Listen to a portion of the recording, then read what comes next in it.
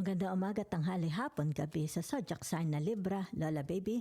From Belgium, nagpapakilala. Isang like, subscribes, and share lang po. So, bibigyan ko po kayo ng reading. Okay? Ito is may kinalaman sa inyong love, relationship, sa trabaho nyo, career, pera, finances, at ang huli is family and friends. So, para ito sa mga natitira at huling araw ng buwan ng Pebrero. Yan na, malapit na ang Valentine's Day. Kayo guys, may mga kadate, may makakadate ba kayo? Tingnan nga natin. Yan na. Ay, sa Santa Maria, oo daw. May makakadate. Yan ha. So, ibig sabihin nito, meron ba ditong mga single na may chance na magkaroon ng kapartner? Yan. So, lumabas ang tinatawag na the Six of Swords. Yan ha. So, ibig sabihin nito, yung tinatawag, antika muna ha, nakita ko lang. Makakapartner ka kung ikaw is mimingel. Yan ha. Mingle. Kaya yan ha. So, ang nakikita ko dito yung tinatawag, be more open, be more brave, yan ha. Use your attractiveness, yan ha. So dito naman, meron bang tinatawag mga magkakaasawa? Ayan, di ba? Yan. Ito yung sabihin na natin dito, ito yung may kinalaman sa marriage relationship, di ba? It's more about relationship. Yan. May mga magkakabalikan ba? Tingnan nga natin. Ay, merong gustong bumalik. Libra. Ikaw ba yan or siya? Okay? Ang gustong bumalik. Yan ha? Okay. So, meron ditong gustong bumalik. Meron ditong usapang mag-asawa. Meron dito yung tinatawag na mingle para makakita ng kapartner. At meron dito magde-date sa Valentine's. Okay? So, tingnan natin ang tarot. Saan tayo dadalhin ng inyong tarot? Ay, oo. So, meron ditong tinatawag for better or for worse. Okay? Aalagaan ang asawa. Okay? Yan. So, meron dito tinatawag Libra, either ikaw or siya ang may sakit na inaalagaan. Ha? Okay. Yan, oh. Ibig sabihin nito yung tinatawag, it's about pananagutan. Okay? Commitment. It's more about commitment. Maganda, ha? Yan. So, dito natin lagay sa gitna. So, let's see more. Okay. So, meron dito yung tinatawag na naano na siya sa buhay niya. Maaring napapagod na siya. Diba? Yan, oh. Hindi na siya masaya sa kanyang tinatawag na relationship. Yan, ha? Okay. So, maaari ito yung tinatawag na, please, wag mo akong iwan. Pero meron dito, it's like, they want to liberate. They want to leave this relationship. Di ba? Yan. Maaring tinatawag na they want to look for a new relationship. Di ba? So, lalagay ulit natin to sa gitna. So, naririto ang tinatawag the Three of Pentacles. Yan ha. So, nakikita ko dito, for some of you, makikilala ninyo ang inyong tinatawag na love. Ang ikaw ang Miss Universe ng buhay ko sa trabaho to. Okay? Sa trabaho mo siya makikilala. Yan ha.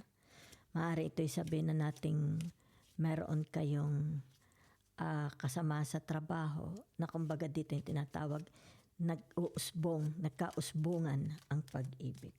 Okay? So, naririto, Six of Swords yan, no? Merong date, ha? Masosyal yan. Europa pa. Diba? It's like tinatawag. Saan mo ako dadalhin sa Valentine's date? Sa Venice. Isasakay kita sa, anong tawag di yan? Nalimutan ko na. Rongola. Saronggola. Saronggola daw eh. Yan. May tawag dito, ha? Yan. Ibig sabihin magde-date, diba? Yan. So, let's see your work. Okay? Yan yung pamemera, trabaho, career. Yan ha. Kumusta ang inyong career? Bumabongga ba? Nagbubomba? Tingnan natin. Narito ang tinatawag na the Four Bumabongga. Bumabongga po. Yan ha. Nagbo-boom. Okay? It's like lot of blessings. Papunta sa blessings. Sinahabol ninyo. Okay? Hindi ang pera humahabol sa inyo. Ikaw humahabol sa pera. So, ibig sabihin nito, it's about tinatawag maaring konkretong pag-aaral, konkretong tinatawag na, kung ano na to, konkretong kaisipan, di ba? Yan. Very challenging. Yan na. So, tingnan po natin ha, meron bagang pirang papasok. Nauna pa ang card sa tanong. Yan na. So, narito ang tinatawag, the 9 of Cups. Yan. Meron pong papasok na pera. Meron po ha. May papasok na pera. So, ano pa? Tingnan natin ha. Magkakaroon ba ng promosyon? Narito ang tinatawag, the 10 of Wands. Okay? So, ibig sabihin nito, hindi lang promosyon. Luck coming your way, provision, success, di ba? Ibig sabihin nito, abundance. Okay? So, tingnan natin ha. La la la la la la la la Libra. La la la la la la la la la. Ay, okay. Yan no, death, di ba? So, ibig sabihin nito, magkakaroon ng konkreto. Kaya dito, ibig sabihin solid, di ba? Pagbabago. Sa inyong karir, kaperahan, di ba? Trabaho, di ba? Kaganda. La la la la la la la la la la la la. Ayan, kita ninyo. Blessings, malaking blessings itong darating sa inyo. Di ba? Yan, the death, napakalaking blessings niya. It's like promotion, di ba? Tag-ani. So, tingnan natin itong dalawang cards na ito. Yan the 5 of Wands. Okay? So, ibig sabihin itong the 5 of Wands na ito, okay? Ito yung tinatawag na promotion. Okay? You will be promoted. Yan, kita ninyo. It's like tinatawag, maraming baback up sa inyo. Maraming back up. Okay? Para ikaw is ma-promote. Okay? So, tingnan natin itong the 9 of Cups.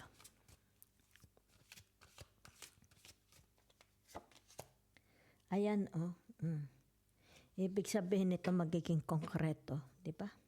Magiging konkreto, solid, okay? Rooted ang inyong pamimera. Okay? Yan, maganda. So, punta tayo sa inyong family. Yan, ha? Kuha lang ako ng energy. Family, friends. Saan tayo dadalhin? La la la la la la la la. La la la la la.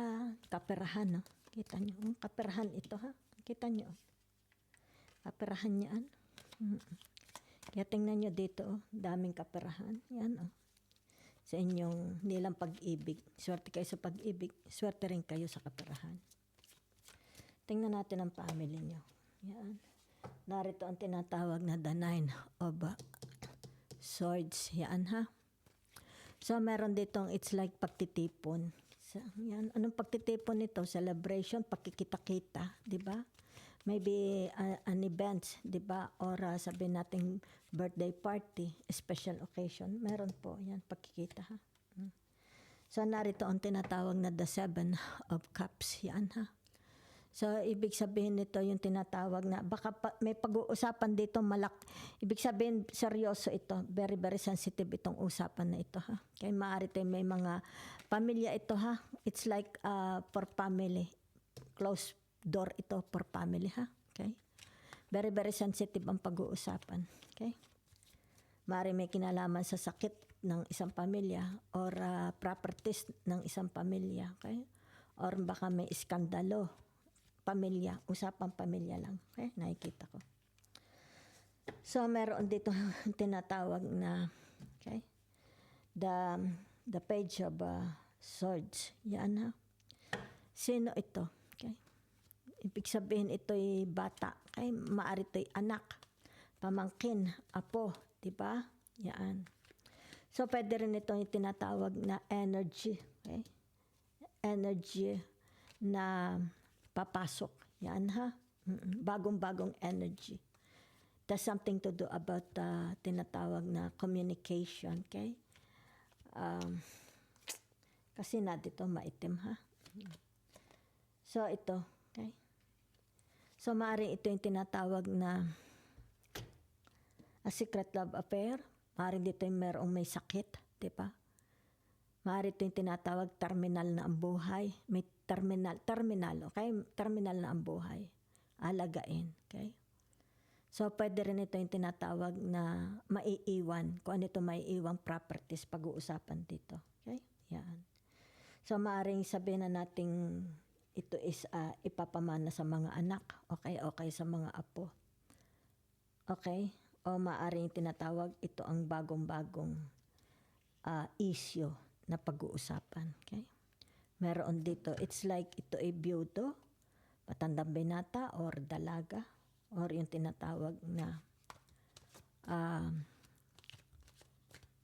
ano tawag dito? Mag-isa lang sa buhay, di ba? Meron kayo inaalagaan dito. Ha? Tanda, may sakit. Ibig sabihin ito yung tinatawag, hindi na yan magtatagal. Sorry. Yan. So it's more family na nakikita ko. Okay? So ibig sabihin ito yung tinatawag na, yan, masaya naman, di ba? Masaya naman itong matandang ito. Yan, ha? Kung sino naman ito inaalagaan nyo. Masaya siya. Okay? Wala siyang reklamo. Okay? Sa pag-aalagang ibinigay. So it's more properties. House, di ba? Ancestral home. Kung ano yan. Okay? Kung ano meron ito. Matandang ito. Naku po, double confirmation. Di ba? So, ibig sabihin nito yung tinatawag na makaka-recover. Makaka-recover ito. Di ba? I think so. Di ba? Or tinatawag na nagawa na niya yung tinatawag na will and testament. Okay? Pero it's like tinatawag na excuse me, ha?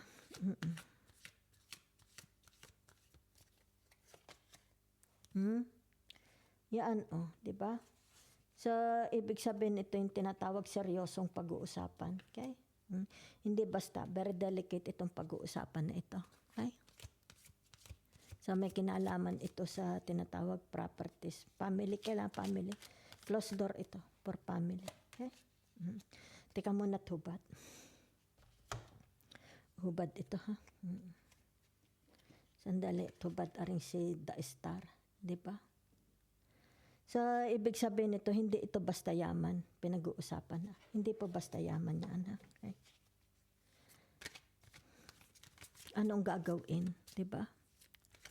So, nakikita dito yung tinatawag na, hindi mo naman pwedeng sabihin hayok sila sa pera. Diba? Makakatulong ito sa kanila. Okay? It's more, kung sino man ito. Diba? It's like tinatawag, itong taong ito, kailangan niya ang pera. Diba? Malaki ang maitulong nito sa kanya. Kung ano man ito. Diba? May iwan ito. We are talking about properties, will and testament, ancestral home. Diba? Yan o. The Empress. Mayaman. Okay? So, mayaman itong taong ito. Yan o. Kita ninyo. Diba? Hindi naman siya nagkukulang. Siguro meron, pinoprovide siya ng tinatawag na nurse sa loob ng bahay, may mga mag-aalaga, di ba? So, ibig sabihin nito, partihan. May nakikita lang ako dyan. Partihan na yan, ha? Since ito yung tinatawag na the Empress is the Taurus and the Libra. Okay? So, pinag-uusapan na natin dito is a large amount of properties. Okay? So, ibig sabihin nito, makakalutas ito ng malaki. Okay? Especially kung it's more on gatherings, okay? Gatherings around the table ng buong family.